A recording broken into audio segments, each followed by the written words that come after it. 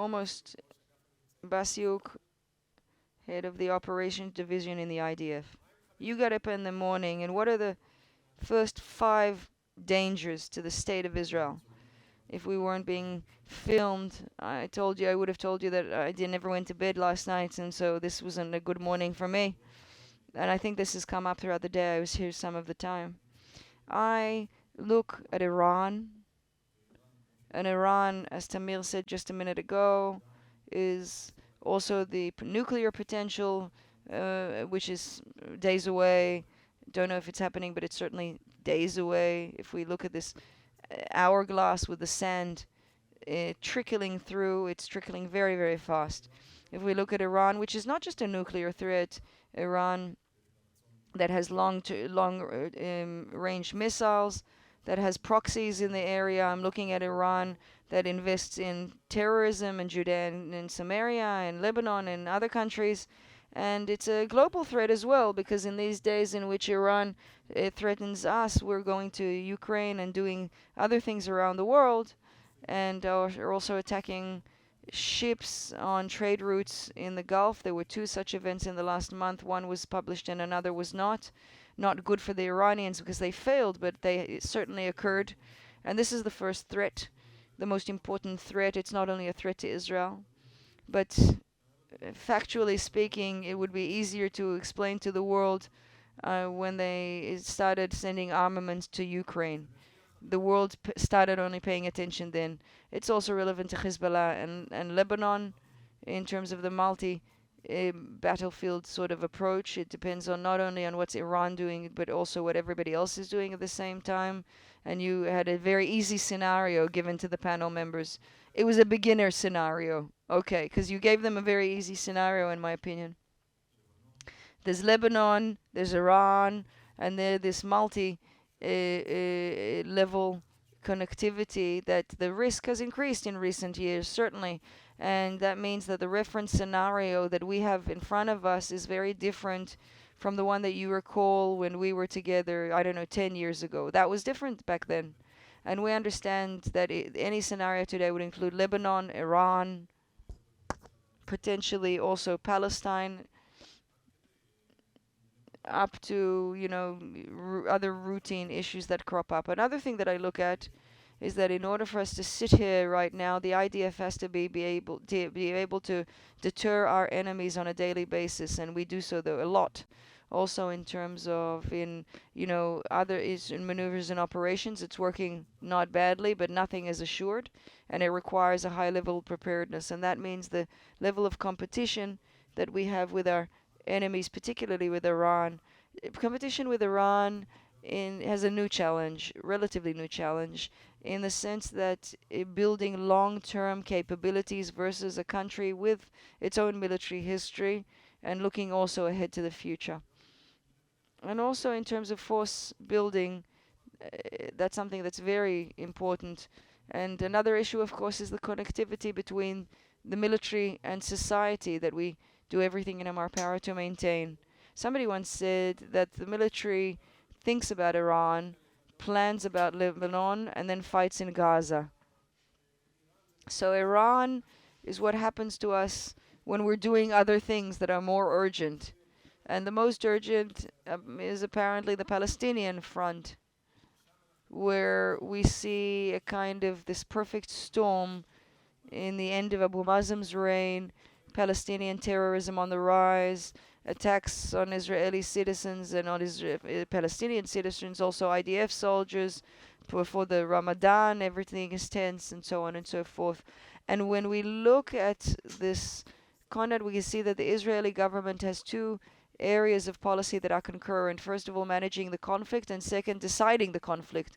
So one trying to calm things down and the other trying to escalate. How does the IDF prepare for these challenges, and how does it impact its preparedness also for the other battlefields, Iran, Lebanon? In looking at the various developments recently, how does this new reality seem when the commander of Central Command is not the one holding the reins on everything happening within the jurisdiction of his command? The Palestinian front is here. It's always been here. We see it day to day.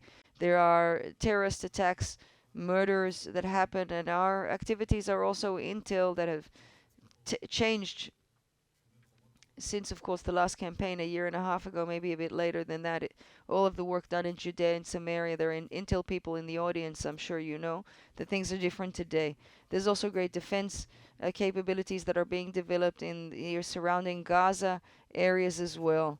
But there is a deterrent, and it's our job to stop actions, terrorist actions from occurring. So, but all of that doesn't matter really, because that's just the day to day. That's just our day job, so to speak. The reasons of what's happening now are internal. Apart, of course, from Iran's struggle with Israel, there are internal Iranian factors at play. Some of them have already been mentioned. Everybody's thinking of the following day after the attack, what's going to happen. But we have a clear policy in this regard. It's an ongoing process. It's continuous. And yes, sometimes it sends you to places that are maybe less pleasant, but apparently we're going to visit them again, however unpleasant they are. That's how we work. And all of the decision of that the state leaders make, we have to follow them. So we will do the very best we can in order to follow the decisions that are made, and we work on it to be successful, trying to prevent escalation during Ramadan, for example. This is something that we expect to escalate. We hope to control it. We don't know if that's possible. We'll try. We'll also maintain some segregation between Judea and Samaria. We try to focus on those who are terrorist and not just the general population, because we have to look at the Judea and Samaria. What didn't happen? What did happen? Terrorist attacks. What didn't happen? Tanzim is not there. The population is not there. The mechanisms are not at play. None of those things are at play in Judea and Samaria. So it could be a lot worse. It could also be better. So complex. That is our job. Now, versus Iran, we understand, and this is a given, that the Iranian front will always be there. It's never going to go away. And so we have to build our forces in order to deal with these things concurrently and to know to manage them even at a very high level of complexity, greater even than we have today. That is our challenge, to deal with the complexity of today and prepare for those of tomorrow. So we need to deter Iran from being a nuclear power. We have to, at the same time, deal with the expansion of its regional status and its proxy power across the Middle East. But still, the plan is not halted in its tracks. So how does the IDF deal with this? I think, looking back, it's probably not going to progress at the pace that the other side wants, not in terms of nuclear or other advancements. But I do understand, and I said this initially, that it is possible, and we're right at the money time moment. I don't know how to say it, pinpoint it exactly. Prophecy is the purview of fools, as the idiom goes. But I think that all of the cards are on the table. We have a relevancy here that we must address. We do. So one, we have to work according to what's happening on the ground. Second, if I ask your same question, but about Syria, there are a lot of forces in Syria, and they've stopped the Iranians from building the Hezbollah in Syria. It didn't happen.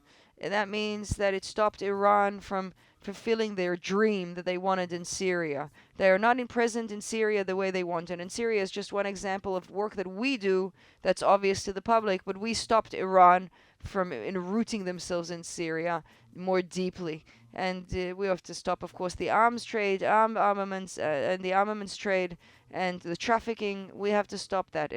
We have to stop them in nuclear power. We have to stop them in Syria. We have to win those campaigns, and we have to be on the edge perpetually, looking ahead. We have to know how to deal with all of these things all of the time. I'm telling you honestly now, our day to day is from the Judea and Samaria to Iran. That's what we deal with all the time.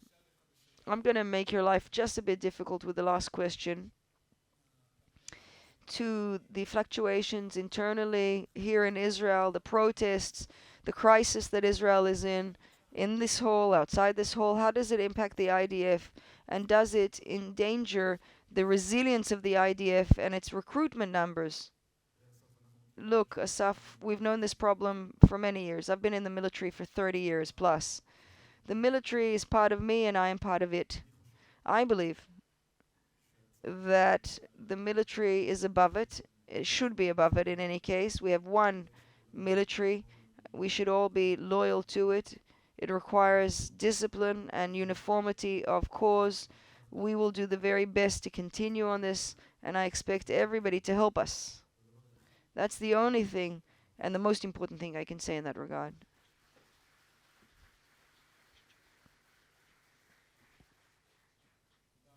Thank you.